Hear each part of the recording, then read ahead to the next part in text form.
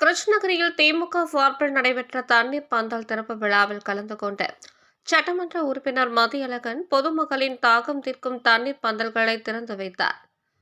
தமிழகத்தில் நிலவி வரும் கடுமையான வெயிலினால் மக்கள் பல்வேறு இன்னல்களுக்கு ஆளாகி வருகின்றனர். இந்த அவல நிலையை போக்கிடும் வகையில் தமிழகம் முழுவதும் தாகம் தீர்க்கும் வகையில் தண்ணீர் பந்தல் திறக்கப்பட வேண்டும் என தமிழக முதல்வரும் திமுக தலைவருமான மு.க.ஸ்டாலின் அவர்கள் உத்தரவிட்டிருந்தார். இதன் அடிப்படையில் கிருஷ்ணகிரி மாவட்டத்திற்கு உட்பட்ட பகுதிகளில் திமுக சார்பில் தண்ணீர் பந்தல் திறக்கப்பட்டு வருகிறது.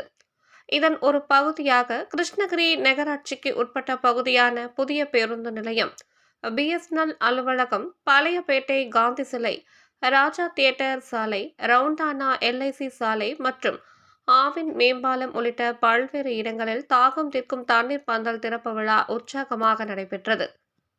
திமுக இளைஞரணி செயலாளர் தினேஷ்குமார், நகர்மன்ற உறுப்பினர் சீனிவாசன், ஒன்றிய செயலாளர் கோவிந்தன் ஆகியோரின் ஏற்பாட்டில் நடைபெற்ற இந்த விழாவில் சிறப்பு அழைப்பாளராக கலந்து கொண்ட திமுக சட்டமன்ற உறுப்பினரும் கிழக்கு மாவட்ட செயலாளருமான மதியழகன் அவர்கள் கலந்து கொண்டு பொதுமக்களின் தாகம் தீர்க்கும் தண்ணீர் பந்தல்களை திறந்து வைத்து பொதுமக்களின் தாகத்தினை தீர்க்கும் வகையில் தாகம் தீர்க்கும் தண்ணீர் பந்தலை திறந்து வைத்து பொதுமக்களுக்கு தர்பூசணி, நீர்மோர், வெள்ளரிக்காய், நுங்கு, இளநீர், குளிர்பானங்கள் உள்ளிட்ட பல்வேறு வகையான பழ வகைகள் ஆகியவற்றை வழங்கினார்.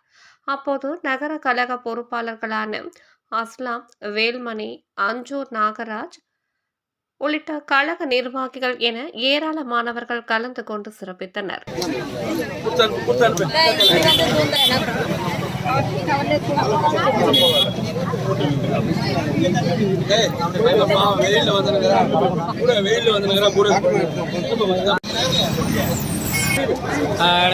ஒரு பக்கம் மிச்சம் பண்ணாதான் நானும்